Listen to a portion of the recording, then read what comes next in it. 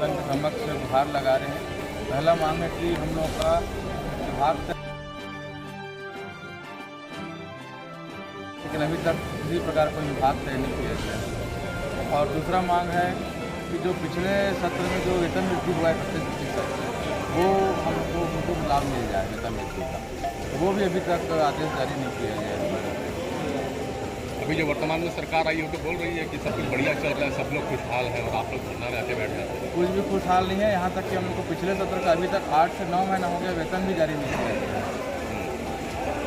आप लोगों ने एक दिवसीय धरना किया था अभी बीच में, ध्यान आकर्षण रैली जुलाई में हम लोग 3 दिवसीय धरना किए थे थाना करतब, लेकिन उनके बाद शासन द्वारा किसी प्रकार का कोई कार्रवाई नहीं किया गया। इसलिए हम लोग अनिश्चितकालीन आंदोलन में अब 13वां दिन जो है धरना स्थल पर मौजूद है।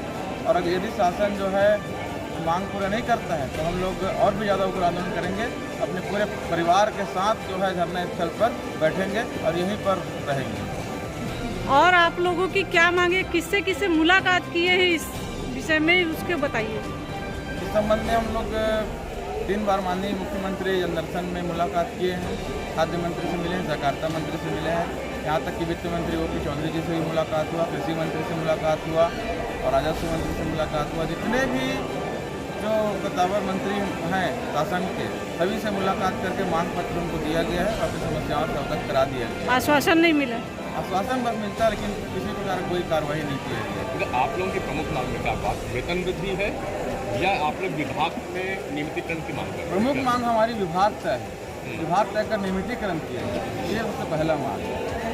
फिर आप लोग के हिसाब से कौन सा विभाग में सरकार आप लोग को ले जाएगी? अब वो शासन स्तर विभाग है, हमारा वेतन दूसरा विभाग देता है, काम दूसरा विभाग करवाता है। तो शासन स्तर के बाद शासन डिसाइड करे कि हमको किस विभाग में रखेंगे।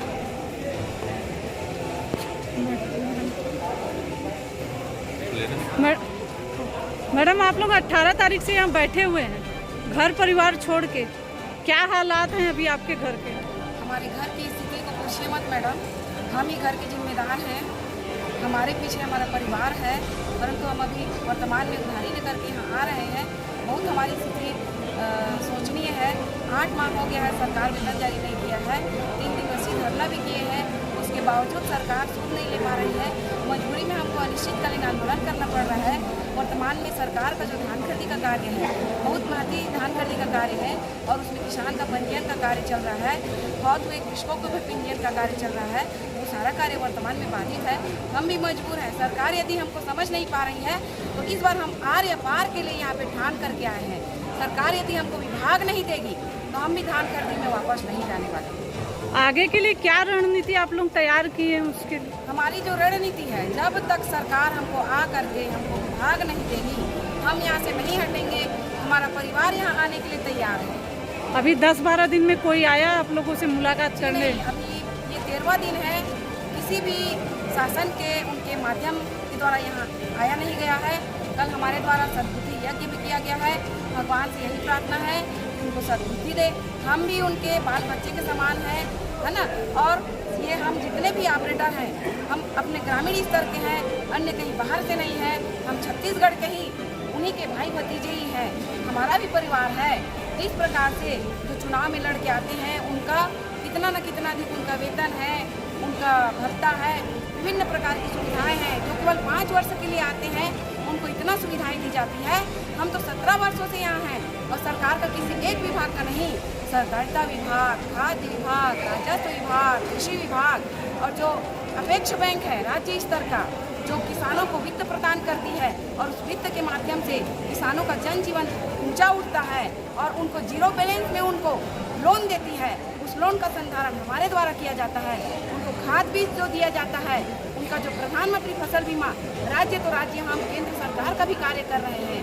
प्रधानमंत्री फसल बीमा, उनको उनका अगर फसल उनका खराब होता है, नुकसान होता है अति बारिश से या अन्य किसी भी प्रकार से, तो उनको अनुदान देती है, बीमा देती है। बीमा होने के बाद पैसा देती है। वो सारा कार्य हमारे द्वारा संधारण किया जाता है।